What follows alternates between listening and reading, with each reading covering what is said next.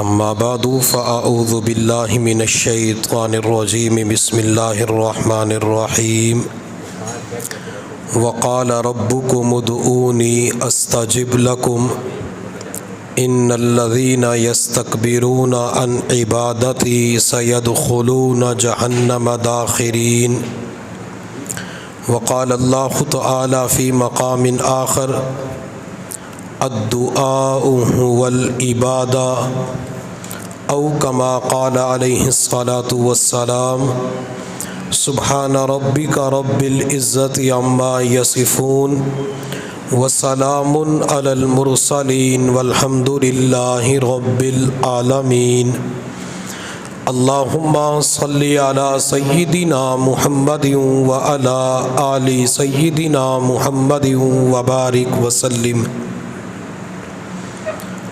سنا ہے کہ وہ سنتا ہے ہر دعا سے پہلے، سنا ہے کہ وہ سنتا ہے ہر دعا سے پہلے، مانگنے والوں کو دیتا ہے ہر دعا سے پہلے، کیوں نہ ہو ناز گناہ گاروں کو مولا تجھ پر، تو نے بخشش کو اتارا ہے ہر خطا سے پہلے۔ اللہ رب العزت نے ہمیں ماہ رمضان المبارک مانگنے کے لیے عطا فرمایا ہے۔ حضور صلی اللہ علیہ وسلم نے ارشاد فرمایا، افطاری کے موقع پہ مانگی ہوئی دعا قبول ہوتی ہے، سحری کے وقت جو بھی دعا مانگی جائے اللہ تعالیٰ اس کی دعا کو قبول فرماتے ہیں، روزہ رکھ کر جو بھی دعا مانگی جائے اللہ تعالیٰ اس کو بھی قبول فرماتے ہیں۔ میں اور آپ اپنی زندگی پہ غور کریں، یکم رمضان المبارک سے لے کر اب تک ہم نے کتنی دیر دعا کا اہتمام کیا ہے۔ اگر ہمارا ضمیر ہمیں ملامت کرے، ہمارا ضمیر جھنجھوڑ کے رکھ دے کہ تو نے نہ تو افطاری کے موقع پہ دعا مانگی ہے، نہ سحری کے وقت دعا کا اہتمام کیا ہے، نہ نمازوں کے بعد لمبی دعا کا اہتمام کیا ہے، تو پھر اپنی زندگی پہ افسوس کرنا چاہیے کہ جن مواقع پر دعا قبول ہوتی تھی میں نے ان مواقع پر دعا کا اہتمام ہی نہیں کیا، بلکہ میں تو یوں کہوں گا کہ آج ہماری زندگیوں سے دعا مانگنے کا ذوق اور شوق نکل چکا ہے۔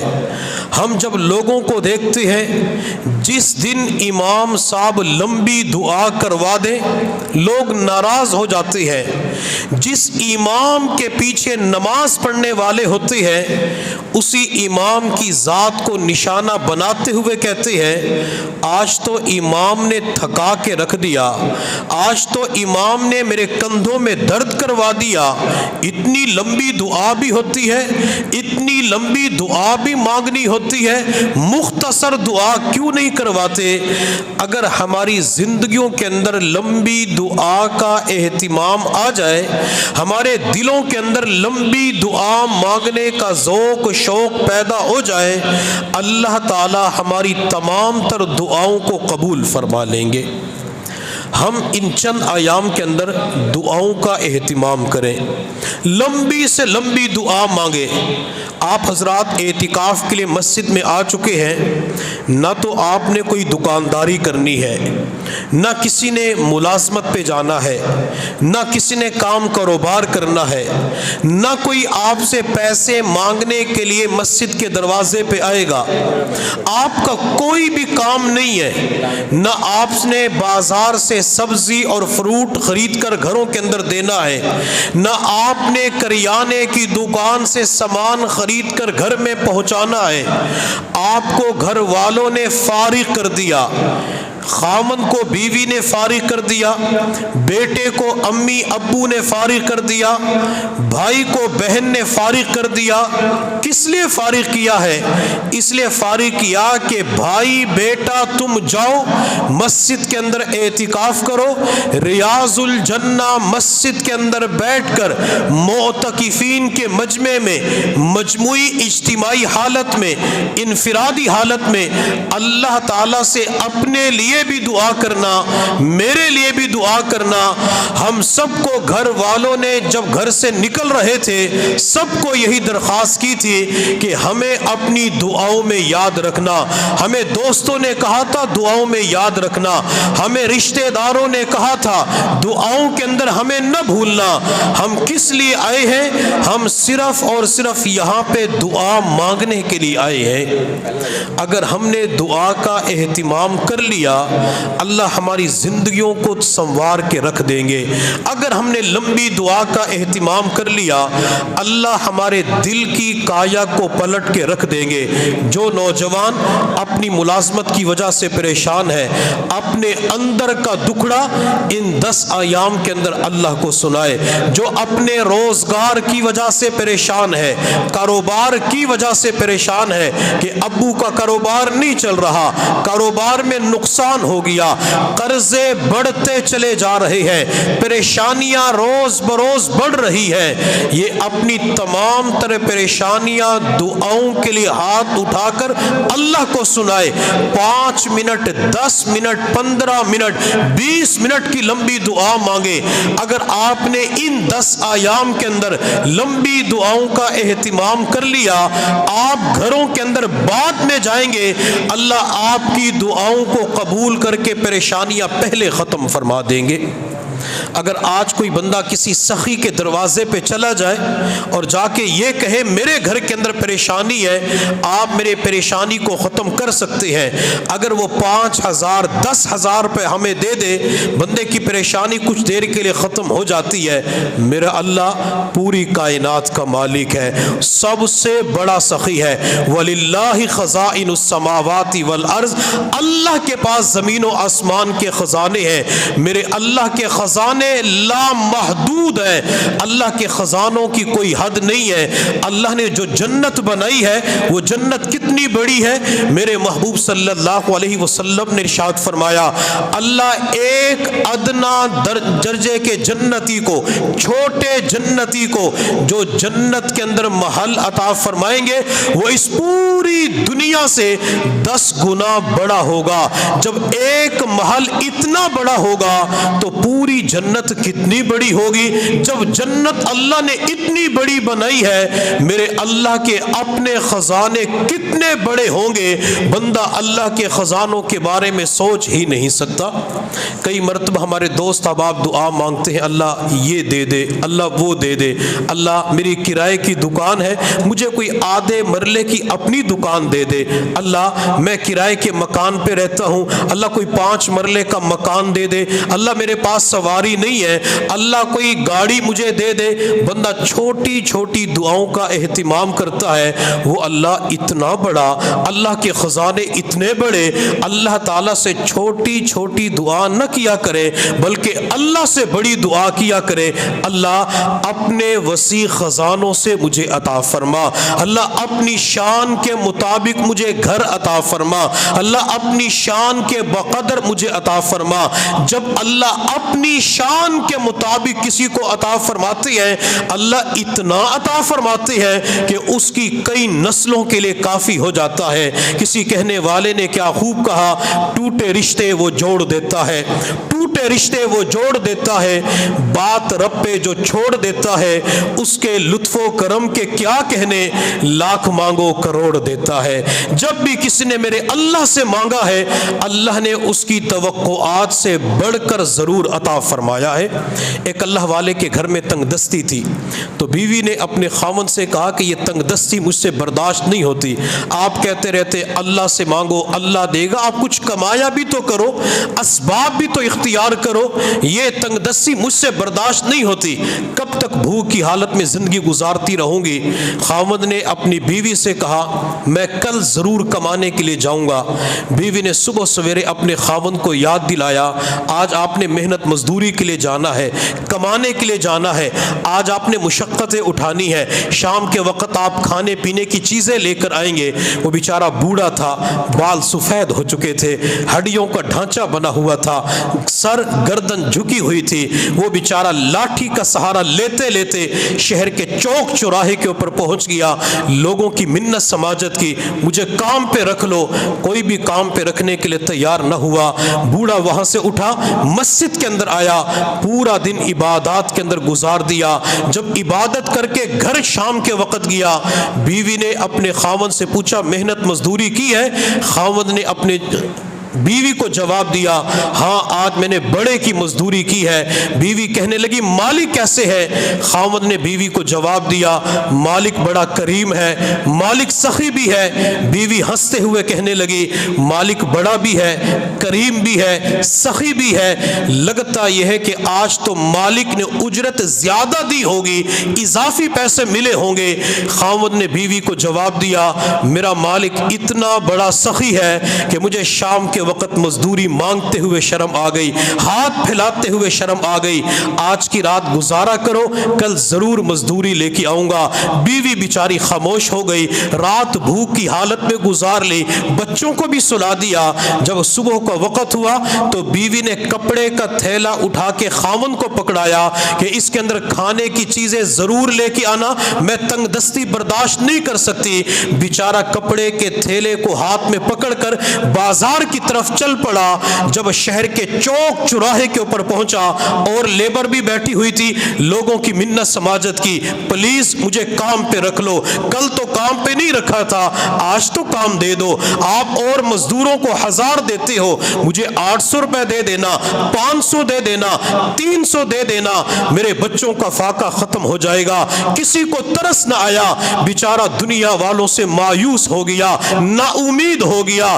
اسے پھر اللہ کا در یاد آیا، مسجد کے اندر چلتے چلتے مسجد کے دروازے پہ پہنچا، حتیٰ کہ اندر داخل ہوا، اللہ کے سامنے روتے ہوئے دعا کے لیے ہاتھ اٹھا دیے، روتے ہوئے کہنے لگا اللہ کل میں نے بیوی کو یہ جواب دیا تھا مالک بڑا اچھا ہے، مالک بڑا کریم اور سخی ہے، اللہ میں نے یہ بھی کہا تھا، مالک سے مزدوری مانگتے ہوئے شرم آ گئی، ہاتھ پھیلاتے ہوئے شرم آ گئی، اللہ آج تو میرے پاس کہنے کے لیے الفاظ بھی نہیں ہے، اللہ جب خالی ہاتھ گھر جاؤں گا بیوی مجھے دیکھ کر کہے گی تیرا مالک بخیل اور کنجوس ہے، کام تجھ سے پورا لیتا ہے لیکن شام کے وقت تجھے مزدوری نہیں دیتا، تجھے اجرت نہیں دیتا۔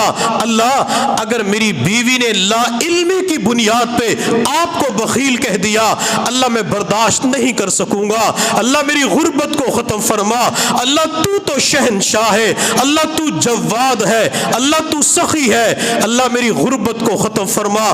بیچارہ پورا دن دعا کرتے ہوئے اللہ کے سامنے روتا رہا، حتیٰ کہ جب لوگ عشاء کی نماز پڑھ کے گھروں کی طرف روانہ ہو گئے، اس نے مسجد کے دروازے کو بند کیا، مسجد کے دروازے کو بند کر کے مسجد کے حال میں بیٹھ کے پھر اللہ کے سامنے رونا شروع کر دیا۔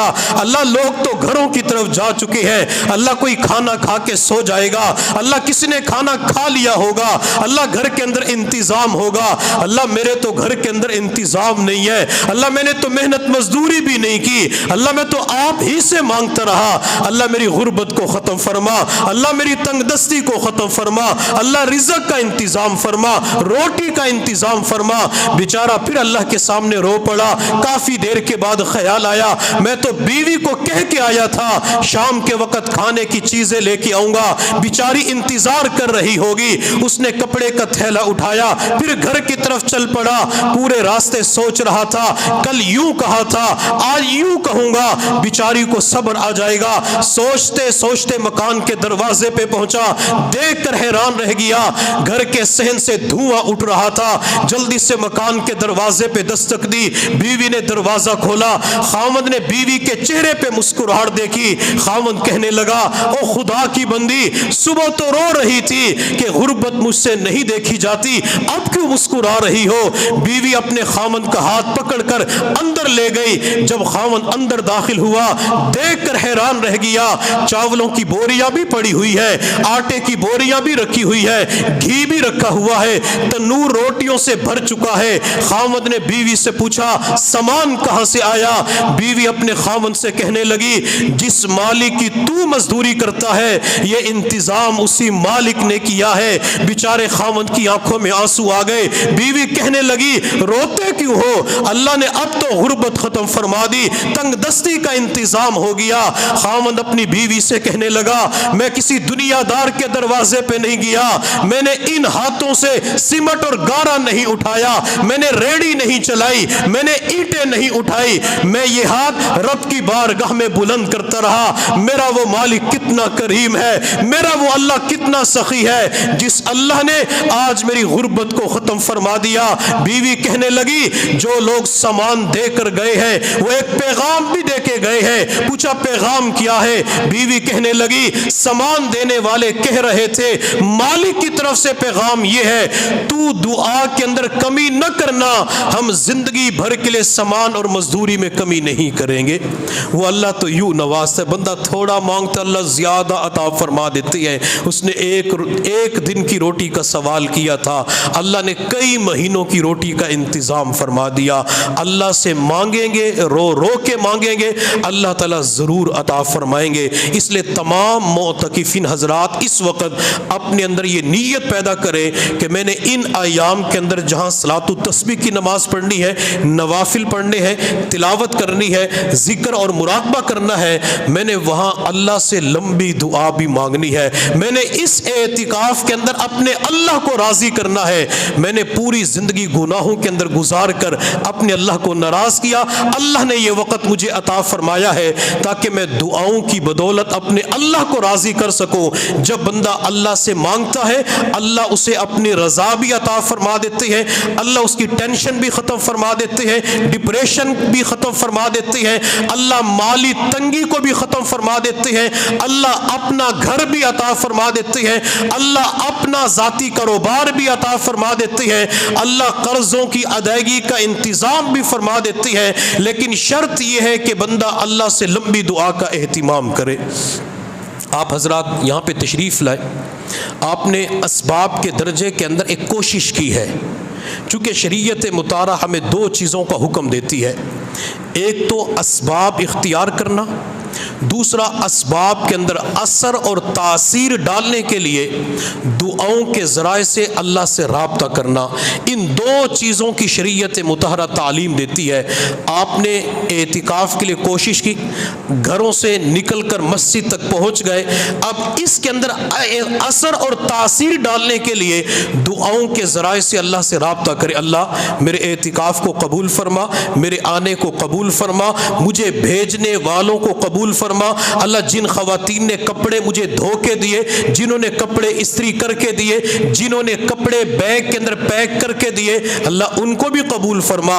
اللہ جو مجھے موٹر سائیکل پہ ریاض الجنہ مسجد کے گیٹ پہ چھوڑ کے گیا، اللہ اس کو بھی قبول فرما۔ اللہ میں اپنی دکان پہ کسی ملازم کو بٹھا کے آیا، دکان بیٹے کے حوالے کر کے آیا، دکان اپنے بھائی کے حوالے کر کے آیا، اللہ میں پورا گھر اپنی بیوی کے حوالے کر کے آیا، اللہ ان کو بھی قبول فرما، دکان کی بھی حفاظت فرما، گھر کی بھی حفاظت فرما، اللہ مستورات کی بھی حفاظت فرما، بچوں کی بھی حفاظت فرما، مال پیسے کی حفاظت فرما، زیورات کی حفاظت فرما، اللہ نقدی کی حفاظت فرما، سامان تجارت کی حفاظت فرما۔ دعا مانگنا آپ کا کام ہے اور ان تمام چیزوں کی حفاظت کرنا میرے اللہ کا کام ہے۔ میرے اللہ نے ہر چیز کے اندر ایک تاثیر رکھی ہے۔ اللہ تعالیٰ جب چاہتے ہیں اس تاثیر کو سلب فرما لیتے ہیں۔ اللہ نے چھری کے اندر کاٹنے کی تاثیر رکھی ہے، جب اللہ چاہتے ہیں اس تاثیر کو سلب فرما لیتے، کھینچ لیتے ہیں۔ اللہ رب العزت نے حضرت ابراہیم علیہ السلام کو خواب کے اندر حکم دیا کہ ابراہیم اپنے بیٹے اسماعیل کو ذبح کر دو۔ حضرت ابراہیم علیہ السلام نے بیٹے اسماعیل کو ساتھ لیا، مینا کی وادی کے اندر پہنچے، بچے کو پہاڑ کے اوپر لٹایا، تیز چھری بچے کے گلے پہ رکھی، چھری کو چلانا شروع کر دیا، لیکن چھری اپنا کام نہیں دکھا رہی تھی، چھری نے اثر نہیں کیا، ایک رگ کو بھی نہیں کاٹا۔ حضرت ابراہیم علیہ السلام جھک کے زور لگاتے ہیں، چھری پھر بھی اثر نہیں دکھاتی۔ حضرت ابراہیم علیہ السلام نے غصے میں آ کر اس چھری کو پتھر پہ دے مارا، پتھر کے دو ٹکڑے ہو گئے۔ حضرت ابراہیم علیہ السلام نے چھری کی طرف دیکھ کے فرمایا، اے چھری تو پتھر کے دو ٹکڑے کر دیتی ہے مگر انسانی گوشت کو نہیں کاٹتی، انسانی رگوں کو نہیں کاٹتی۔ میرے اللہ نے چھری کو گویائی عطا فرمائی، چھری کہنے لگی ابراہیم میں خلیل کی مانوں یا رب جلیل کی مانوں؟ اللہ مجھے فرماتے ہیں اسماعیل کی ایک رگ کو بھی نہیں کاٹنا، ایک بال کو بھی نہیں کاٹنا۔ اب چھری موجود ہے، چھری کا چلانے والا اللہ کا نبی خلیل ہے جس کے اوپر آگ نے بھی اثر نہیں کیا، چھری کو پتھر پہ تیز کیا گیا، چھری نے کام کیوں نہیں دکھایا؟ چونکہ اللہ نے کاٹنے کی تاثیر کو سلب فرما لیا تھا۔ میرے محبوب صلی اللہ علیہ وسلم کے صحابہ ایک علاقے کو فتح کرنے کے لیے جا رہے تھے، راستے کے اندر دریا آ گیا، لوگوں نے امیر لشکر کی طرف دیکھ کے کہا امیر لشکر سامنے دریا ہے، پانی ہے، اگر اپنے گھوڑے پانی کے اندر ڈالتے ہیں تو خودکشی کے مترادف ہے، اور پانی کی تاثیر یہ کہ ہر چیز کو ڈبو دیتا ہے، پانی ہر چیز کو اپنے اندر لے جاتا ہے، اب کیا کریں؟ امیر لشکر نے ایمان سے بھرپور جواب دیا، لوگوں جو رب زمین کے اوپر گھوڑے چلا سکتا ہے وہ پانی کی لہروں کے اوپر بھی گھوڑے چلا سکتا ہے۔ اسی وجہ سے علامہ اقبال رحمۃ اللہ علیہ نے فرمایا تھا، دشت و دشت دریا بھی نہ چھوڑے ہم نے، بحر ظلمات میں دوڑا دیے گھوڑے ہم نے۔ اور شاعر مشرق تڑپ کر کہنے لگا کی محمد سے وفا صلی اللہ علیہ وسلم، کی محمد سے وفا تو نے تو ہم تیرے ہیں، یہ جہاں چیز ہے کیا لوح و قلم تیرے ہیں۔ امیر لشکر نے اپنا گھوڑا سب سے پہلے دریا کے اندر ڈالا، صحابہ کرام نے پیروی کی، یہ پورا کا پورا لشکر اس دریا کو اس حال میں پار کر گیا کہ وہ پانی گھوڑوں کی سموں کو تر نہ کر سکا، پانی صحابہ کو ڈبو نہ سکا۔ وجہ کیا تھی؟ پانی موجود ہے، صحابہ موجود ہے، گھوڑے موجود ہے، اللہ نے پانی کے اندر سے ڈبونے کی تاثیر کو سلب فرما لیا۔ اللہ نے دوائیوں کے اندر، جڑی بوٹیوں کے اندر، سبزیوں کے اندر، پھلوں کے پانی کے اندر شفا کی تاثیر رکھی ہے۔ اللہ جب چاہتے ہیں اس تاثیر کو سلب فرما لیتے ہیں۔ حضرت موسیٰ علیہ السلام بیمار ہو گئے، عرض کہ اللہ بیمار ہو، طبیعت ناساز ہے، اللہ میں کیا کروں؟ میرے اللہ نے فرمایا موسیٰ جاؤ فلاں درخت کا پتا کھا لو، آپ ٹھیک ہو جاؤ گے۔ موسیٰ علیہ السلام درخت کے قریب تشریف لے گئے، درخت کا پتا توڑا، کھایا، آپ کو شفا مل گئی۔ چند مہینوں کے بعد موسیٰ علیہ السلام پھر بیمار ہو گئے، سوچا بیماری تو وہی ہے، پچھلی مرتبہ پتا استعمال کیا، اس مرتبہ پتا استعمال کر لیتا ہوں، ٹھیک ہو جاؤں گا۔ موسیٰ علیہ السلام اللہ سے رابطہ کیے بغیر درخت کے قریب تشریف لے گئے، درخت کا پتا توڑا، کھایا، شفا نہ ملی، موسیٰ کو صحت نہ ملی۔ حضرت موسیٰ علیہ السلام نے اللہ کی بارگاہ میں عرض کیا، اللہ درخت بھی وہی، پتا بھی وہی، بیماری بھی وہی، اللہ پچھلی مرتبہ یہی سبز پتا استعمال کیا، مجھے شفا مل گئی، اللہ اس مرتبہ شفا کیوں نہ ملے؟ میرے اللہ نے فرمایا موسیٰ درختوں کے پتوں میں تو شفا نہیں ہے، شفا تو میں نے دینی ہوتی ہے، آپ نے پچھلی مرتبہ مجھ سے رابطہ کیا تھا، میں نے رابطے کی وجہ سے اس پتے کے اندر شفا کی تاثیر کو ڈال دیا، اس مرتبہ آپ نے مجھ سے رابطہ نہیں کیا، میں نے پتے کے اندر سے شفا کی تاثیر کو سلب فرما لیا۔ تو جب ہم اسباب اختیار کر کے دعاؤں کے ذریعے اللہ سے رابطہ کریں گے، اللہ ہر چیز کے اندر اثر پیدا فرما دیں گے۔ آج بڑے افسوس سے کہنا پڑتا ہے، آج کا انسان دکان بناتا ہے، دکان پہ لاکھوں روپے خرچ کرتا ہے، دکان کے لیے جگہ خریدتا ہے، دکان بناتا ہے، الماریاں لگاتا ہے، الماریوں کے اندر سامان کی سیٹنگ کرتا ہے، پورا دن صبح سے لے کر شام تک دکان پہ بیٹھ کے ڈیوٹی دیتا ہے، گاہک کا انتظار کرتا ہے، کئی مرتبہ گاہک نہیں آتے، لوگوں کے سامنے رونا روتا ہے، دکھڑا سناتا ہے، میری دکان پہ گاہک نہیں آتے، میں اتنی محنت کرتا ہوں، سامان بھی ہے، مال بھی ہے، ورائٹی بھی ہے، پھر بھی لوگ نہیں آتے۔ اب یہ دکاندار صبح سے لے کر شام تک 8 10 12 گھنٹے دکان پہ بیٹھ کے ڈیوٹی دے سکتا ہے، لیکن نماز کے بعد صرف 2 منٹ کے لیے اللہ کے سامنے دعا کے لیے ہاتھ نہیں اٹھا سکتا۔ اللہ، دکان بنانا تو میرا کام تھا، اللہ دکان پہ پیسہ خرچ کرنا تو میرا کام تھا، اللہ صبح سے لے کر شام تک دکان پہ بیٹھ کے ڈیوٹی دینا یہ تو میرا کام تھا، اللہ گاہک کے دل کو متوجہ کرنا تو آپ کا کام ہے، اللہ گاہک کے دل کو متوجہ کر دیجئے۔ اگر یہ دکاندار بندہ 2 منٹ کی دعا ہر نماز کے بعد مانگنا شروع کر دے، اللہ اس کی دکان پہ گاہکوں کی لائن لگا دیں گے۔ ایک نوجوان تعلیم حاصل کرتا ہے، میٹرک کرتا ہے، ایف اے کرتا ہے، بی ایس سی کرتا ہے، ایم اے کرتا ہے، ایم فل کرتا ہے، ڈاکٹر بنتا ہے، یہ تمام تر مشقتیں اپنی پڑھائی کے لیے برداشت کرتا ہے، راتوں کو جاگ جاگ کے کتابوں کا مطالعہ کرتا ہے، کبھی اس اکیڈمی جاتا ہے تو کبھی کسی پروفیسر کے پاس جاتا ہے، کبھی کسی سے رابطہ کرتا ہے، کبھی نیٹ سے مدد حاصل کرتا ہے، یہ تمام تر مشقتیں اٹھا لیتا ہے، لیکن امتحان کے دنوں میں 2 منٹ کے لیے اللہ کے سامنے دعا کے لیے ہاتھ نہیں اٹھا سکتا۔ اللہ پڑھائی کرنا تو میرا کام تھا، اللہ اکیڈمی جانا، کالج جانا، یونیورسٹی جانا، محنت کرنا، مطالعہ کرنا میرا کام تھا، اللہ اچھے نمبروں سے کامیاب کرنا تو آپ کا کام ہے، اللہ صوبائی ملکی سطح پہ پوزیشن عطا کرنا یہ تو آپ کا کام ہے۔ اگر طالب علم 2 منٹ کی دعا کرنا شروع کر دے، اللہ ضرور اچھے نمبروں سے کامیابی عطا فرما دیتے ہیں۔ ہم دنیا والوں سے کوئی چیز مانگتے ہیں، ایک مرتبہ مانگتے ہیں کہ یہ چیز دے دو، پیسے دے دو، فلاں چیز دے دو، دنیا والے دے دیتے ہیں۔ ہم دوسری مرتبہ مانگتے ہیں تو دنیا والے ناراض ہو جاتے ہیں، تیسری مرتبہ مانگتے ہیں تو وہ ناراضگی کا اظہار کرتے ہیں، کہتے بابا چچا تیرا کام تو ہر وقت مانگتے رہنا ہے، ہر وقت تم ہاتھ پھیلاتے رہتے ہو، منگتے بن چکے ہو، فقیر بن چکے ہو، پیشہ ور بھکاری بن چکے ہو۔ لوگ تانا بھی دیتے ہیں اور دیتے بھی کچھ نہیں ہے۔ دنیا والوں کا معاملہ تو یہ ہے، جبکہ میرے اللہ کا معاملہ منفرد اور جداگانہ ہے۔ جو بندہ میرے اللہ سے ایک مرتبہ مانگتا ہے اللہ بندے کو عطا فرما دیتے ہیں، بندہ دوسری مرتبہ میرے اللہ سے مانگتا ہے اللہ پھر بندے کو عطا فرما دیتے ہیں، بندہ تیسری مرتبہ میرے سونے اللہ سے مانگتا ہے اللہ پھر بندے کو عطا کر دیتے ہیں۔ حتیٰ کہ جو بندہ ہر وقت اللہ سے مانگتا ہے، ہر چیز اللہ سے مانگتا ہے، ہر حال میں اللہ سے مانگتا ہے، اللہ اس بندے کو اولیاء اللہ کی جماعت میں شامل فرما لیتے ہیں۔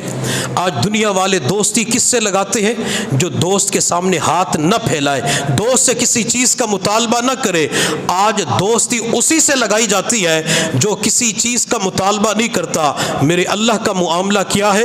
جو میرے اللہ کے سامنے دعا کے لیے ہاتھ نہیں اٹھاتا، اللہ کے سامنے جھولی نہیں پھیلاتا، تو اللہ تعالیٰ اس بندے سے ناراض ہو جاتے ہیں۔ میرے محبوب صلی اللہ علیہ وسلم نے ارشاد فرمایا من لم یسأل اللہ یغضب علیہ، جو اللہ تعالیٰ سے دعا نہیں کرتا، اللہ کے سامنے جھولی نہیں پھیلاتا، تو اللہ تعالیٰ اس بندے سے ناراض ہو جاتے ہیں۔ دعا نہ مانگنے کی وجہ سے اللہ جلال میں آ جاتے ہیں، اور میرے اللہ نے قرآن عظیم الشان میں دعا نہ مانگنے والوں کی ایک سزا بیان فرمائی ہے، سیدخلون جہنم داخرین، کہ ان قریب دعا نہ مانگنے والے ذلیل کر کے جہنم کے اندر داخل کیے جائیں گے۔ بندہ نماز نہیں پڑھتا تو سزا اپنی جگہ پہ، روزہ نہیں رکھتا سزا اپنی جگہ پہ، حج فرض ہو چکا ہے حج ادا نہیں کرتا، یہودی نصرانی مجوسی ہو کے مرے سزا اپنی جگہ پہ۔ ایک بندہ دعا نہیں مانگتا تو اللہ نے اس کے بارے میں فرمایا کہ اس کو ذلیل کر کے جہنم کے اندر داخل کروں گا۔ اللہ نے یہ وقت ہمیں عطا فرمایا ہے تاکہ ہم لمبی دعاؤں کا اہتمام کریں۔ ہم کئی مرتبہ لوگوں کو دیکھتے ہیں وہ نوافل بھی پڑھ لیتے ہیں، تلاوت بھی کر لیتے ہیں، ذکر بھی کر لیتے ہیں، لیکن دعا نہیں مانگتے۔ کیوں نہیں مانگتے؟ کہتے نفل پڑھیں گے ثواب ملے گا، تلاوت کریں گے ثواب ملے گا، ذکر کریں گے ثواب ملے گا، مراقبہ کریں گے ثواب ملے گا، کلمہ طیبہ کا ورد کریں گے ثواب ملے گا، دعا کے اوپر تو ثواب نہیں ملتا۔ یہ ہماری غلط فہمی ہوتی ہے۔ بندہ جتنی دیر دعا کے اندر گزارتا ہے، 5 منٹ کی دعا مانگتا ہے، اللہ ضروریات کا انتظام بھی فرماتے ہیں اور 5 منٹ اللہ تعالیٰ نیکیاں بھی عطا فرما دیتے ہیں۔ بندہ 10 منٹ کی دعا مانگتا ہے، اللہ 10 منٹ دعا مانگنے کے اوپر بندے کو نیکیاں عطا فرماتے ہیں۔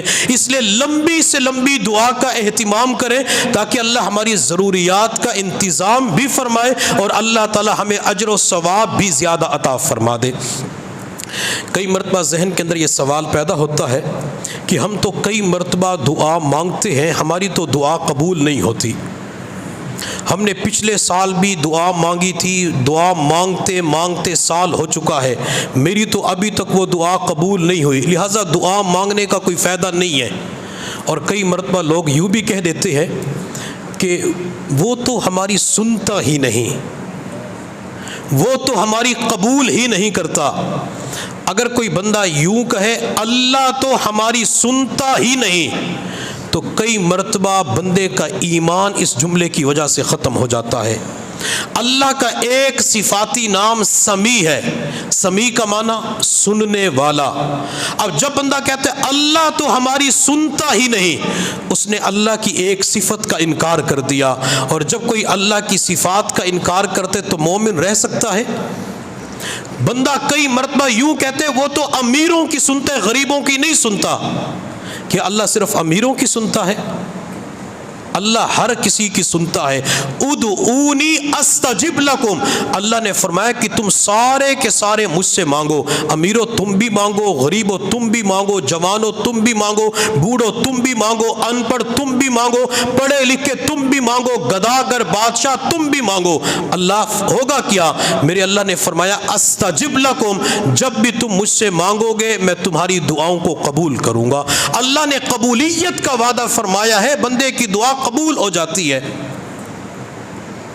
اور کئی مرتبہ لوگ اللہ کے بارے میں بدگمان ہو جاتے ہیں، کہتے جب تک ہم زندہ ہیں ہمارے حالات ٹھیک نہیں ہو سکتے، میں خوشیاں نہیں دیکھ سکتا، میں خوشیوں کی بہاریں نہیں دیکھ سکتا، میری زندگی کے اندر ٹینشن اور ڈپریشن مرتے دم تک لکھی ہوئی ہے۔ جو اللہ کے بارے میں بدگمان ہو جاتا ہے، کیا اس کی زندگی خوشیوں والی گزر سکتی ہے؟ جو اللہ کے بارے میں بدگمان ہو جاتا ہے، کیا زندگی سکون والی نصیب ہو سکتی ہے؟ کبھی بھی اللہ کے بارے میں بدگمان نہ ہوا کرے، بلکہ ہر وقت یوں کہا کرے اللہ نے میری توقعات سے بڑھ کر عطا فرمایا ہے۔ میں اور آپ اپنی زندگی پہ غور کریں۔ ہم اس وقت اپنی دکان کو بھول جائیں، اپنے گھر کو بھول جائیں، اپنی سائیکل موٹر سائیکل کار کو بھول جائیں، اپنے گھر کے اندر پڑی ہوئی نقدی کو بھول جائیں، اپنے بینک بیلنس کو بھول جائیں، اپنے پلاٹ کمرشل زرعی رقبے کو بھول جائیں، سب کچھ بھول جائیں۔ ہر چیز بھولانے کے بعد اپنے سر کے بالوں سے لے کر پاؤں کے ناخنوں تک اپنے جسم پہ غور کریں، اور اس کے بعد دوسری نظر نشتر ہسپتال کے اوپر دوڑائیں کہ نشتر ہسپتال کے اندر ایسے مریض پڑے ہوئے ہیں جن کے بازو ختم ہو چکے ہیں، نشتر ہسپتال کے اندر ایسے بیمار پڑے ہوئے ہیں جن کے دونوں گردے فیل ہو چکے ہیں۔ اپنی زندگی پہ غور کریں، الحمدللہ انگلیاں بھی سلامت ہے، بازو بھی سلامت ہے، اللہ نے کندھوں کو بھی سلامت رکھا ہوا ہے، اللہ نے گردے بھی سلامت رکھے ہوئے ہیں۔ آپ کو نشتر ہسپتال کے اندر، بقیہ ہسپتالوں کے اندر آپ کو ڈاکٹروں کے پاس ایسے نوجوان مریض بھی نظر آئیں گے ایکسیڈنٹ کے اندر جن کی ٹانگیں ضائع ہو چکی ہے، آنکھوں کی بینائی ختم ہو چکی ہے، ایکسیڈنٹ کی وجہ سے وہ پاگل ہو چکے ہیں، دیوانے ہو چکے ہیں۔ میں اور آپ اپنی زندگی پہ غور کریں، اللہ نے ہمیں صحیح سلامت دماغ دیا ہے، ہم پاگل مجنون نہیں ہے، اللہ نے دیکھنے کے لیے آنکھوں کی روشنی بھی عطا کی ہے، اللہ نے پاؤں بھی سلامت رکھے ہیں، اللہ نے گھٹنوں کو को भी सलामत रखा है। अगर कोई नौजवान ये कहता है मेरे घुटने के अंदर दर्द नहीं होता, वो किसी बूढ़े से जाके पूछे बाबा जी आपके घुटने के अंदर दर्द होता है, वो बूढ़ा रो के कहेगा बेटा इतनी तकलीफ होती है, घुटनों में इतना पेन होती है, मैं बैठ के नमाज नहीं पढ़ सकता, कुर्सी पे नमाज पढ़ता हूँ, वॉशरूम जाता हूँ वहां भी तंगी होती है, शादी गमी के मौके पे जाता हूँ, इन घुटनों की वजह से मुझे तकलीफ होती है। अगर मैं और आप अपनी जिंदगी पे गौर करें, हमारे बाजुओं के अंदर दर्द नहीं होता, कमर में दर्द नहीं होता, आधे सर की तकलीफ के अंदर मुब्तला नहीं है, हम घुटनों के मरज के अंदर मुब्तला नहीं है। अल्लाह ने हमें जो कुछ इस वक्त जिस्म की सूरत में, आज़ा की सूरत में अता फरमाया है, हम पूरी जिंदगी इस जिस्म का शुक्र ही अदा नहीं कर सकते। क्या अल्लाह ने हमें कम नेमतें अता फरमाई है? अल्लाह से हमने ये दरख्वास्त की थी माँ के पेट में अल्लाह हुजूर का उम्मती बना देना? क्या हमने माँ के पेट में ये दरख्वास्त की थी अल्लाह मुसलमान घर में पैदा करना? क्या हमने ये दरख्वास्त की थी अल्लाह जब मैं दुनिया के अंदर जाऊंगा तो कोई दाया नर्स मेरी वालदा कपड़ों के अंदर मुझे छुपा दे? हम जब दुनिया में आते हैं जिस्म बिल्कुल नंगा होता है, वो दाया वो नर्स पूरे जिस्म को साफ करने के बाद, पूरे जिस्म को नहलाने के बाद फिर हमें कपड़े के अंदर लपेट देती है। हमारी औकात तो ये है जब हम दुनिया में आते हैं हम तो अपना पेशाब पखाना भी साफ नहीं कर सकते। हमारी औकात तो ये है हम दुनिया में आते हैं हमारी नाक से निकलने वाला मवाद इसको अपने हाथों से साफ नहीं कर सकते। हमारी औकात तो ये होती है कि हम बाहर छोटी छोटी बातों पे रोना शुरू कर देते हैं। पूरे घर के अंदर बचपन के शोर मचाया करते थे, लोग भी कहा करते थे तुम्हारा बच्चा तो बहुत ज्यादा रोता है, हर वक्त ही रोता रहता है, किसी से दम करवा लो, किसी से तावीज ले लो, डॉक्टर के पास ले जाओ। हमारी औकात तो ये थी हर वक्त रोया करते थे। हमारी औकात ये थी जब पेशाब पखाना आता था किसी को बता भी नहीं सकते थे, जहां पड़े होते थे वहीं पे ये गंद मचा दिया करते थे। अल्लाह रब्बुल इज्जत ने अगर इस उम्र के अंदर हमें जिस्म छुपाने के लिए कपड़ों की नेमत अता फरमाई है, अल्लाह ने खाने के लिए हाथ की नेमत अता फरमाई है, नाक से मवाद निकलता है, मुंह से बलगम निकलती है, अल्लाह ने साफ करने के लिए हाथों की नेमत अता फरमाई है। अल्लाह ने इस वक्त जो कुछ हमें अता फरमाया है ये अल्लाह ताला ने बिन मांगे हमें अता फरमाया है। अल्लाह के बारे में कभी भी बदगुमान न हुआ करें, अल्लाह के बारे में अच्छा गुमान रखा करें कि अल्लाह ने मुझे अब भी मेरी तवक्कुआत से बढ़कर दिया है, अल्लाह मजीद भी मेरी तवक्कुआत से बढ़कर अता फरमाएंगे। हमारी दुआएं कबूल क्यों नहीं होती? सबसे पहली वजह तो ये है कि शैतान ने हमारा यकीन कमज़ोर बनाया हुआ है। शैतान कहता है तू गुनाहगार, बदकार, सियाकार, नाफरमान, तेरी दुआ कबूल नहीं होनी। जब शैतान हमारे दिलो दिमाग में ये वसवसा डालता है हम दुआ करना छोड़ देते कि मेरी तो दुआ कबूल नहीं होनी। जब भी शैतान ये वसवसा डाले हम शैतान बदबख्त को जवाब दिया करे, शैतान जब तूने आदम को सजदा नहीं किया, सजदे से इनकार करके तूने दुआ मांगी अल्लाह क़यामत तक के लिए मुझे ज़िंदगी अता कर दे, तो अल्लाह ने तेरी दुआ को कबूल करते हुए क़यामत तक के लिए लंबी ज़िंदगी अता कर दी। शैतान सजदे से इनकार करने के बाद दुआ मांगी, तेरी दुआ कबूल हो गई। मैं तो हुजूर का उम्मती हूँ, मैं तो हुजूर का कलमा पढ़ने वाला हूँ। अभी हमने थोड़ी देर पहले तरावी की नमाज पढ़ी है, तरावी की नमाज में कितने सजदे किए? 40 सजदे किए। वितर की नमाज में 6 सजदे किए, इशा की नमाज में कई सजदे किए। अब इतने सजदे करने के बाद भी अल्लाह हमारी दुआ को कबूल नहीं फरमाएंगे? अल्लाह ज़रूर दुआओं को कबूल फरमाते हैं, लेकिन शर्त यह है यकीन हमारे अंदर होना चाहिए। मेरे महबूब सल्लल्लाहु अलैहि वसल्लम ने फरमाया उदउल्लाह व अंतुम मूक़िनून बिल इजाबा, तुम अल्लाह ताला से दुआ मांगो इस हाल में कि तुम्हें दुआ की कबूलियत का यकीन हो। जब बंदा यकीन से मांगता है अल्लाह ज़रूर बंदे को अता फरमाते हैं। फ़िरऔन के घर के अंदर एक बांदी थी जो फ़िरऔन की बेटी की खिदमत किया करती थी। एक मरतबा फ़िरऔन की बेटी गुस्ल करके आई तो ये बांदी फ़िरऔन की बेटी के बालों में कंघी कर रही थी। कंघी करते हुए हाथ से नीचे गिर गई। जब उस कंघी को उठाया तो बिस्मिल्लाह पढ़ा, अल्लाह का नाम लिया। फ़िरऔन की बेटी ने कहा किसका नाम लिया? तो बांदी ने कहा कि मैंने अपने रब का नाम लिया है। फ़िरऔन की बेटी कहने लगी क्या तू मेरे वालिद को खुदा नहीं मानती? تو باندی نے کہا کہ میں تیرے والد کو خدا نہیں مانتی۔ اسے غصہ آیا، اپنے والد کے پاس گئی، ابو تو بڑا خدا بنا پھرتا ہے، تیرے گھر کے اندر تیرے لقموں پہ پلنے والی، تیری سیلری پہ زندگی گزارنے والی تجھے خدا تسلیم نہیں کرتی۔ فرعون نے چند درباریوں کو حکم دیا کہ اس عورت کو میرے سامنے پیش کیا جائے۔ جب اس عورت کو سامنے پیش کیا گیا، فرعون نے کہا اب بھی وقت ہے خدا تسلیم کر لے۔ اس عورت نے کہا فرعون میں تجھے ہرگز خدا تسلیم نہیں کروں گی۔ فرعون نے کہا اس عورت کو زمین کے اوپر لٹا کر ہاتھوں اور پاؤں کے اندر میخیں گاڑ دی جائے، کیل گاڑ دی جائے۔ چنانچہ کیلیں گاڑ دی گئی، بے بسی کی تصویر بنے ہوئے زمین کے اوپر پڑی ہوئی تھی۔ فرعون نے جلاد کو اشارہ کیا سر تن سے جدا کر دو۔ وہ ظالم آگے بڑھا تو ایک درباری درمیان کے اندر بول پڑا فرعون اس کی ایک دودھ پیتی شیر خوار بچی ہے، اگر آپ بچی کو ذبح کر دیں ہو سکتا ہے کہ ماں آپ کو خدا تسلیم کر لے۔ فرعون نے کہا بچی کو پیش کرو۔ وہ بچی اتنی چھوٹی تھی، بیٹھ نہیں سکتی تھی، چل نہیں سکتی تھی۔ اس بچی کو ماں کے سینے کے اوپر لٹا دیا گیا۔ فرعون نے کہا اب بھی وقت ہے خدا تسلیم کر لے۔ کہا کہ تسلیم نہیں کرتی۔ فرعون نے جلاد سے کہا ماں کے سینے پر بچی کو ذبح کر دیا جائے۔ وہ ظالم آگے بڑھا اور ماں کے سینے کے اوپر معصوم بچی کو ذبح کر دیا۔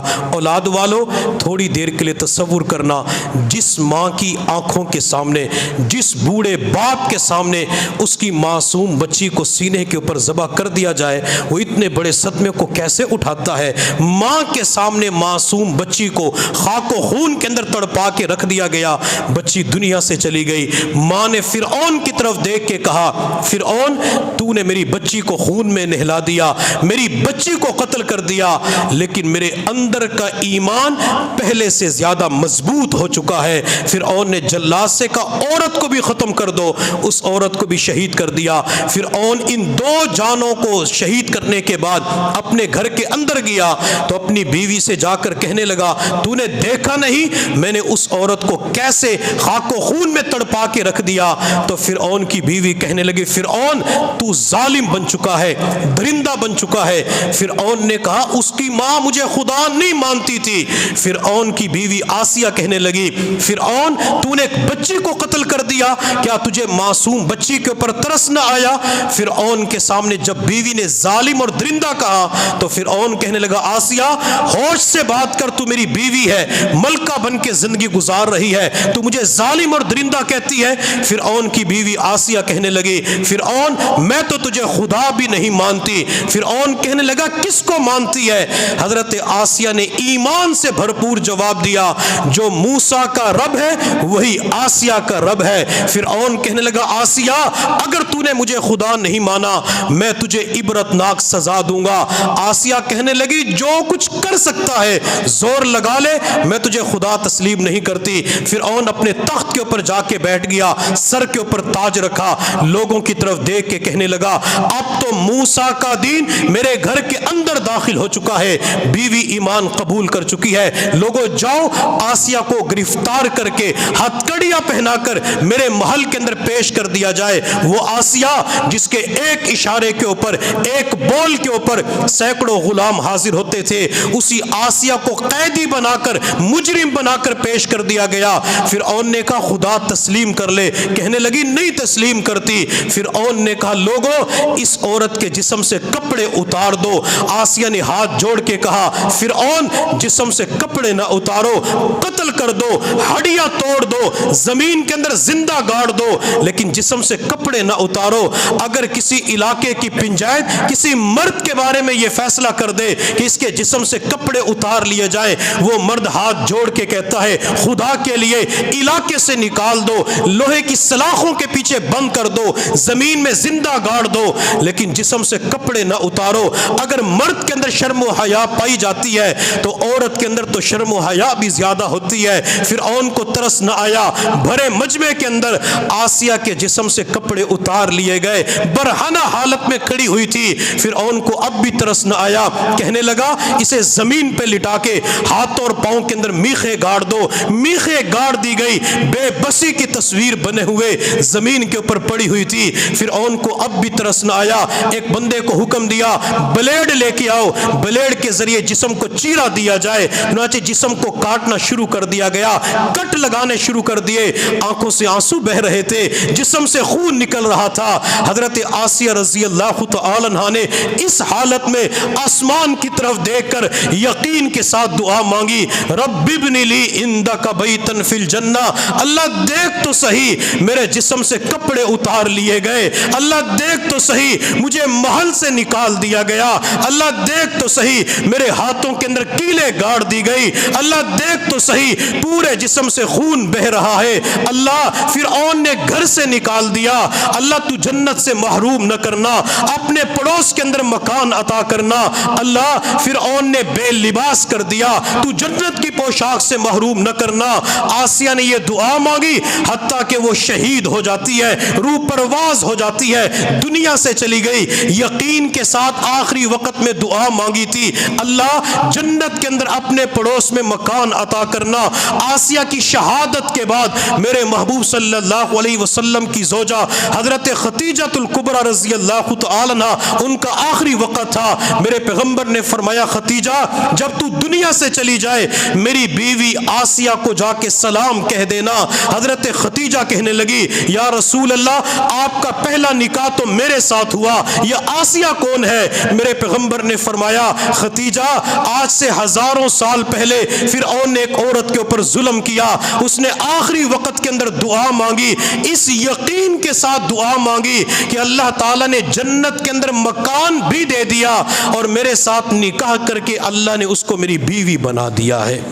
جب کوئی یقین کے ساتھ دعا مانگتے اللہ یوں دعاؤں کو قبول فرماتے ہیں۔ ہمارے اندر اگر آسیہ جیسا یقین پیدا ہو جائے، بلکہ پورا یقین تو اپنی جگہ پہ، اللہ نے حضرت آسیہ کو جو یقین عطا فرمایا تھا اللہ اس کا ایک ذرہ ہمیں بھی عطا فرما دے۔ اگر اس ذرے کے ساتھ اس یقین کے ساتھ دعا کریں گے اللہ ضرور دعاؤں کو شرف قبولیت عطا فرمائیں گے۔ دعاؤں کے قبول نہ ہونے کی دوسری وجہ، اللہ تعالیٰ اپنے بندے کو آزماتے ہیں، میرا بندہ کچا ہے یا پکا۔ آج کل تربوز کا موسم ہے تو کئی لوگوں کا تجربہ ہوتا ہے، وہ ٹھونک بجاتے تربوز کے اوپر تو پتہ چل جاتا ہے کہ تربوز کچا ہے یا پکا۔ گھڑا خریدنے کے لیے جاتے تو ٹھونک بجا کے دیکھتے ہیں، انہیں پتہ چل جاتا ہے کہ گھڑا کچا ہے یا پکا۔ اسی طرح اللہ بندے کو آزماتے کچا ہے یا پکا۔ کچا بندہ کون ہوتا ہے؟ ایک ہفتہ، ایک مہینہ، ایک سال دعا مانگی، دعا قبول نہیں ہوئی تو دعا کرنا چھوڑ دی، ہماری تو سنتا ہی نہیں، ہماری تو قبول ہی نہیں کرتا۔ اور پکا بندہ کون ہوتا ہے؟ جو مرتے دم تک اللہ سے مانگتا رہتا ہے، قبول ہوتی ہے تب بھی مانگتا ہے، قبول نہیں ہوتی تب بھی بندہ اللہ سے مانگتا رہتا ہے۔ میرے محبوب صلی اللہ علیہ وسلم نے ارشاد فرمایا ان العبد لیدعو اللہ تعالی وہو علیہ غضبان، ایک بندہ اللہ سے دعا کرتے اللہ مجھے یہ دے دے، اللہ وہ دے دے، اللہ بندے سے ناراض ہوتے ہیں، دعا قبول نہیں فرماتے۔ ثم یدعو، بندہ دوسری مرتبہ دعا کرتا ہے اللہ قبول نہیں فرماتے، بندہ تیسری مرتبہ دعا کرتا ہے اللہ ناراض ہوتے ہیں، دعا قبول نہیں فرماتے۔ جب بندہ چوتھی مرتبہ دعا کرتا ہے اللہ اب تو قبول کر لے، اللہ اب تو دے دے، اللہ تیرے سوا میرا تو کوئی ہے ہی نہیں، اللہ میں کس کے دروازے پہ جاؤں، میرے سامنے تو ایک ہی دروازہ ہے۔ جب بندہ چوتھی مرتبہ اللہ سے مانگتا ہے تو اللہ فرشتوں سے فرماتے ہیں فرشتوں تم گواہ ہو جاؤ فقد استجبت له، میں نے اپنے اس بندے کی دعا کو قبول فرما لیا۔ اللہ پکے بندے کی دعا کو قبول فرماتے ہیں۔ ایک بزرگ گزرے ہیں حکیم الامت حضرت مولانا اشرف علی تھانوی رحمۃ اللہ علیہ، ان کی خانقاہ کے جو اصول و ضوابط تھے وہ بڑے سخت تھے۔ خانقاہ کے اندر جب کسی مرید سے غلطی ہوتی تو اس کا بستر سر پہ رکھ کے خانقاہ سے باہر نکال دیتے تھے۔ خواجہ عزیز الحسن مجذوب رحمۃ اللہ علیہ اپنی تربیت کے لیے خانقاہ میں آئے، جب ان سے پہلی غلطی ہوئی تو پہلی غلطی کو معاف کر دیا گیا، دوسری غلطی کے اوپر خادم بستر اٹھا کے سر پہ رکھ کے خانقاہ سے باہر نکال دیا۔ جب یہ خانقاہ سے باہر نکلے تو دروازے کے پاس اپنا بستر لگا لیا۔ جب کوئی مرید باہر سے اندر جاتا یا اندر سے باہر جاتا تو دروازے کے اندر جھک کے اپنے شیخ کی زیارت کر کے آنکھوں کو ٹھنڈا کر لیتے۔ حضرت تھانوی رحمۃ اللہ علیہ نے کئی مرتبہ حضرت مجذوب کو دیکھا تو پیغام بھیجا کہ تم یہاں سے چلے جاؤ، جب آپ کو ایک مرتبہ نکال دیا تو مین دروازے پہ کیوں بیٹھے ہو؟ خادم نے جا کے پیغام پہنچایا۔ حضرت مجذوب رحمۃ اللہ علیہ نے جواب نہیں دیا بلکہ کاغذ کا ٹکڑا اٹھایا، ایک شعر لکھا، کاغذ کے ٹکڑے کو بند کر کے خادم کو دیا کہ جاؤ حضرت تک میرا یہ پیغام پہنچا دو۔ وہ خادم کاغذ کا ٹکڑا لے کے آیا، جب حضرت نے اس شعر کو پڑھا حضرت تھانوی کے چہرے پہ مسکراہٹ آ گئی اور فرمایا اتنا بہترین عمدہ شعر لکھا ہوا ہے، اگر میرے پاس 1,00,000 درہم ہوتے تو مجذوب کو میں دے دیتا۔ شعر سنا دوں فری میں؟ انہوں نے لکھا اگر تو در نہ کھولے گا تو میں بھی در نہ چھوڑوں گا، اگر تو در نہ کھولے گا تو میں بھی در نہ چھوڑوں گا، حکومت اپنی اپنی ہے ادھر تیری ادھر میری۔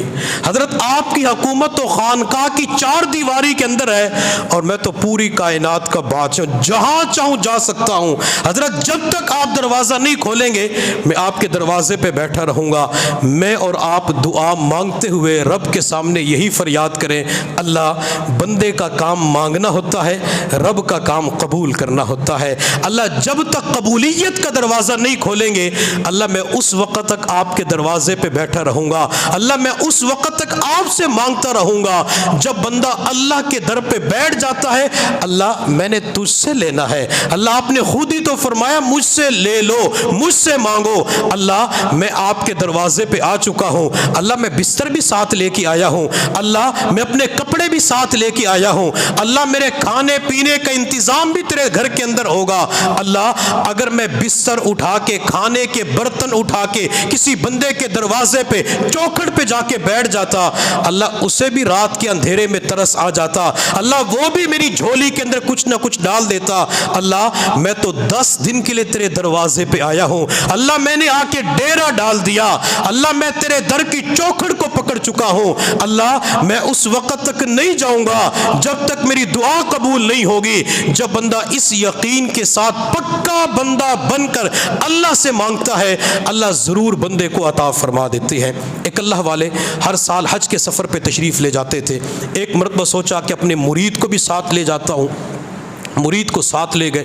عرفات کے میدان میں اللہ والے تلبیہ پڑھ رہے تھے، لبیک اللہم لبیک لبیک اللہم لبیک، تو آسمان کی طرف سے آواز آئی لا لبیک لک، تیری لبیک قبول نہیں۔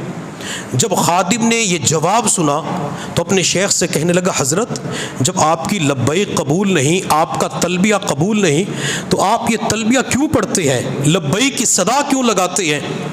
اللہ والے نے فرمایا کہ تو نے تو یہ آواز پہلی مرتبہ سنی ہے اور میں زندگی کے پچھلے 30 سالوں سے یہی آواز سن رہا ہوں۔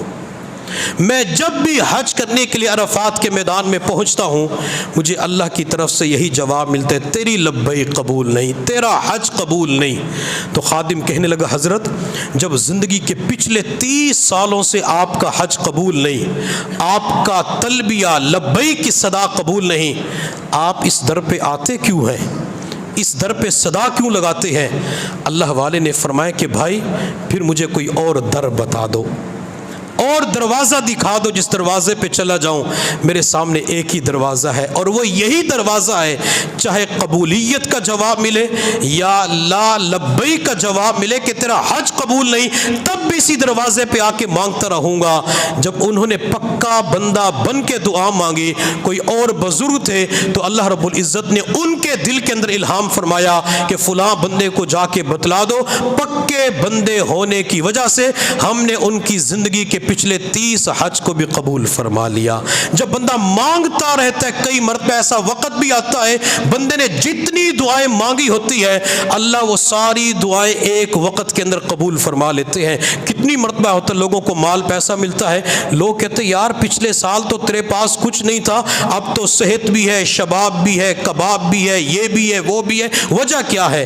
تو لوگ کہتے ہیں اللہ نے چھپر پھاڑ کے رزق دیا ہے، اللہ نے چھپر پھاڑ کے رزق دیا۔ کئی مرتبہ لاٹری نکل آتی ہے، کئی کئی مرتبہ مال کے اندر زیادہ پرافٹ ہو جاتی ہے، کئی مرتبہ والدین دنیا سے چلے جاتے ہیں تو وراثت کے اندر مال بندے کو مل جاتا ہے، بندے نے دعا مانگی تھی اللہ گھر دے دے، والدین فوت ہو گئے، اگرچہ جانا ہر کسی نے ہے، وراثت تقسیم ہوتی ہے، شریعت مطہرہ کا معاملہ ہے، ماں باپ کی طرف سے مکان بھی مل جاتا ہے، ماں باپ زیور چھوڑ کے جاتے وہ بھی مل جاتے ہیں، والدین کی گاڑی ہوتی ہے تو وہ بھی مل جاتی ہے، بندہ مانگتا چلا جائے اللہ تعالیٰ بندے کو ہر نعمت ضرور عطا فرماتے ہیں۔ دعا قبول نہ ہونے کی تیسری اور آخری وجہ، ہمیں دعا مانگنے کا طریقہ نہیں آتا۔ ہم جب دعا کر رہے ہوتے ہیں تو یوں لگتا ہے جیسے ہم اللہ کو آرڈر جاری کر رہے ہیں۔ ہم دعا کے لیے ہاتھ اٹھاتے ہیں، جو ہی دعا کے لیے ہاتھ اٹھائے، میں کئی مرتبہ لوگوں کو دیکھتا ہوں جب وہ دعا کے لیے ہاتھ اٹھاتے ہیں تو یوں کر کے بیٹھ جاتے ہیں، اور کئی مرتبہ یوں ہاتھوں پہ ہاتھ رکھتے ہیں اور یوں کر کے بیٹھ جاتے ہیں، اور کئی مرتبہ دعا مانگتے ہوئے کبھی ادھر دیکھ رہے ہیں تو کبھی ادھر دیکھ رہے ہیں، تو دعا قبول ہوگی؟ ہم دعا کے لیے ہاتھ اٹھاتے ہیں، نہ اللہ کی حمد کرتے ہیں، نہ حضور پہ درود پڑھتے ہیں، دعا کے لیے ہاتھ اٹھائے اللہ کاروبار اچھا کر دے، اللہ گاڑی دے دے، امتحان میں اچھے نمبر دے دے،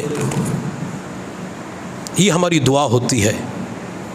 جس دعا کے شروع میں، جس دعا کے آخر میں درود شریف نہ پڑھا جائے وہ دعا قبول نہیں ہوتی۔ زمین و آسمان کے درمیان وہ دعا لٹک جاتی ہے جس کی ابتدا اور انتہا کے اندر درود شریف نہ پڑھا جائے۔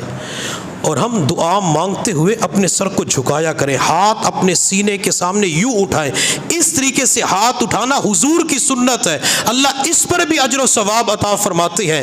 اور ہم نے دنیا کے اندر بھیک مانگنے والوں کو دیکھا ہے، جب وہ ہاتھ پھیلا کے 10 روپے کی بھیک مانگتے ہیں تو ان کا سر یوں نہیں ہوتا، آنکھیں پھٹی ہوئی نہیں ہوتی، بلکہ ان کا سر یوں جھکا ہوا ہوتا ہے۔ 10 روپے اللہ کے نام پہ دے دو، 1 روٹی اللہ کے نام پہ دے دو۔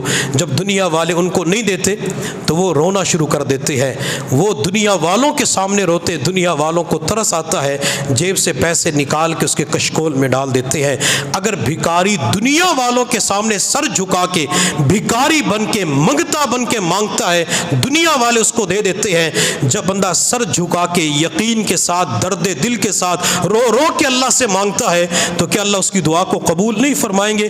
اگر دعا مانگنے کا طریقہ سیکھنا ہو تو گھروں کے اندر چھوٹے بچے کو دیکھا کریں، جب گلی کے اندر کوئی چیز بیچنے والا آواز لگاتا ہے یا آئس کریم بیچنے والا اپنے ساز کو لگاتا ہے، وہ ٹون لگا دیتا ہے، بچے کے کان میں ساز کی آواز پڑتی ہے تو پتہ چل جاتا ہے کہ اس ساز والے کے پاس آئس کریم ہے۔ وہ ہے کہ چیز بیچنے کے لیے میوزک لگا دیا جاتا ہے اور بچے بھی میوزک کی آواز سن کے جاتے ہیں۔ بچہ بھاگتا ہوا امی کے پاس ہے، امی آئس کریم بیچنے والا آ چکے، مجھے پیسے چاہیے۔ ماں کہتی جا پیسے نہیں ہے، ماں کام کر رہی ہوتی ہے، بچہ پھر آ جاتا ہے، امی پیسے چاہیے، ماں کہتے جا کہہ دیا نا کہ پیسے نہیں ہے، بچہ پھر ماں کے پاس آتا ہے، وہ زمین پہ لوٹ پوٹ ہونا شروع ہو جاتا ہے۔ حتیٰ کہ بچہ جب زمین پہ لوٹ پوٹ ہوتا ہے تو بچہ ماں کے سامنے جھوٹ موٹ رونا شروع کرتا ہے تو آنکھ میں آنسو کا چھوٹا سا قطرہ نمودار ہو جاتا ہے، آنکھیں نمناک ہو جاتی ہے، یہ بال پلکوں کے تر ہو جاتے ہیں۔ جب ماں کی نظر پڑتی ہے، ماں کہتی ہے ہائے میرا لال رو پڑا، ماں اٹھا کے سینے کے ساتھ لگا لیتی ہے، سر سے دوپٹہ اتار کے آنسو صاف کر کے کہتی ہے میرے لال چپ ہو جا، میں تجھے آئس کریم ابھی خرید کے دیتی ہوں۔ ماں خود جا کے آئس کریم خرید کے دیتی ہے۔ اگر بچہ ماں کے سامنے رو پڑے، ماں کی ممتا جوش میں آتی ہے، دعا مانگتے ہوئے بندہ اللہ کے سامنے رو پڑے، اللہ کی رحمت کو جوش آتا ہے اور بندے کی دعا قبول ہو جاتی ہے۔ ایک اللہ والے لوگ ان کے پاس اپنی امانتیں رکھوایا کرتے تھے، اللہ والے نے فرمایا کہ تم مجھے قرض دیا کرو، میں غربا مساکین پہ خرچ کروں گا، آپ کو بعد میں لوٹا دوں گا۔ لوگ قرض دیتے تھے، اللہ والے تقسیم کر دیتے۔ ایک وقت ایسا آیا کہ قرضہ بہت زیادہ بڑھ گیا، جتنے قرض کھاتے وہ مل کے آئے، حضرت ہمیں قرضہ چاہیے۔ حضرت نے فرمایا کہ میرے پاس تو اس وقت کچھ نہیں ہے، میں تو غربا پہ تقسیم کر چکا ہوں۔ لوگوں نے کہا جب تک پیسے نہیں ملیں گے ہم یہاں سے نہیں جائیں گے۔ اللہ والے نے فرمایا ٹھیک ہے بیٹھ جاؤ، تم بھی اللہ سے مانگو میں بھی اللہ سے مانگتا ہوں۔ انہوں نے مانگنا شروع کر دیا، شام کا وقت ہو گیا لیکن دعا قبول نہ ہوئی۔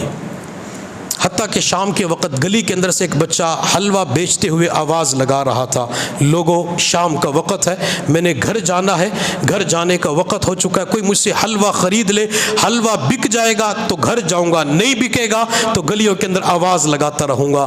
اللہ والے کے کان میں آواز پڑی، بچے کو بلائے، بیٹا حلوہ کتنے کا ہے؟ بچے نے بتلا دیا۔ اللہ والے نے وہ سارا حلوہ لے کے لوگوں کو کھلا دیا۔ جب لوگوں نے حلوہ کھایا تو بچہ کہنے لگا حضرت مجھے پیسے چاہیے۔ اللہ والے نے فرمایا پیسے تو میرے پاس نہیں ہیں، اگر پیسے ہوتے تو یہ لوگ سارے یہاں نہ بیٹھے ہوتے، تو بھی ان کے ساتھ بیٹھ جا۔ جب بچے نے دیکھا کہ حضرت مجھے پیسے نہیں دے رہے تو بچے نے رونا شروع کر دیا کہ حضرت حلوہ میرا اپنا تو نہیں تھا، میں تو دکاندار سے خرید کے لایا تھا، وہاں جاؤں گا پیسے نہ دیے مار پڑے گی، گھر جاؤں گا امی ابو سے مار پڑے گی، آج تو میری قسمت کے اندر رونا ہی لکھا ہوا ہے۔ وہ بچہ ایسا تڑپ کر بلک بلک کے رویا کہ اللہ کی رحمت متوجہ ہو گئی۔ کوئی بندہ حضرت کی خدمت میں آیا اور آ کے ایک تھیلا ہدیہ کے طور پہ پیش کر دیا۔ حضرت نے تھیلے کو کھولا، وہ پورا تھیلا سکوں کے ساتھ بھرا ہوا تھا، وہ سارے سکے قرض خواہوں میں تقسیم کرنے شروع کر دیے، لوگوں کا قرضہ ادا ہو گیا، بچے کو پیسے مل گئے، سارے لوگ واپس چلے گئے۔ تو ایک خادم کہنے لگا حضرت جب آپ کے پاس پیسے نہیں تھے آپ نے بچے کو پریشان کیوں کیا؟ وہ کیسے زار و قطار رو رہا تھا، مجھے بھی رونا آ گیا۔ اللہ والے نے فرمایا کہ بھائی اس کے اندر ایک راز ہے۔ خادم نے پوچھا حضرت وہ راز کیا ہے؟ اللہ والے نے فرمایا کہ بھائی پہلے مانگنے والے تو بہت زیادہ تھے لیکن رونے والا کوئی نہیں تھا، اور مجھے پتا تھا بچے کو پیسے نہیں ملیں گے، بچہ روئے گا، جب بچہ روئے گا اللہ کی رحمت متوجہ ہو جائے گی، اور تو نے اپنی آنکھوں سے دیکھ لیا جب بچہ رویا اللہ کی رحمت متوجہ ہو گئی اور سارا کا سارا قرضہ ادا ہو گیا۔ ہم عاجز بن کر منگتے بن کر اللہ تعالیٰ سے مانگے، اللہ دعا کو قبول فرمائیں گے۔ دعا قبول نہ ہونے کتنی وجہ ہو گئی؟ نمبر ایک سبق سننا بھی چاہیے نا، نمبر ایک یقین کے ساتھ دعا مانگنی چاہیے، نمبر دو کچا یا پکا؟ سبق کچا ہے آپ کا، پکا بندہ بن کے دعا مانگنی چاہیے۔ نمبر تین عاجزی انکساری، رو رو کے اللہ تعالیٰ سے دعا کریں۔ ان تین صفات کو ان 10 ایام کے اندر اپنائیں، اللہ سے ان چیزوں کو سامنے رکھتے ہوئے مانگیں، اللہ کو پکاریں، انشاءاللہ ہماری ساری دعائیں ضرور قبول ہو جائیں گی۔ اللہ رب العزت کی بارگاہ میں دعا ہے اللہ تعالیٰ ہم سب کو دعا مانگنے کا ذوق اور شوق عطا فرمائے۔ وآخر دعوانا ان الحمد للہ رب العالمین۔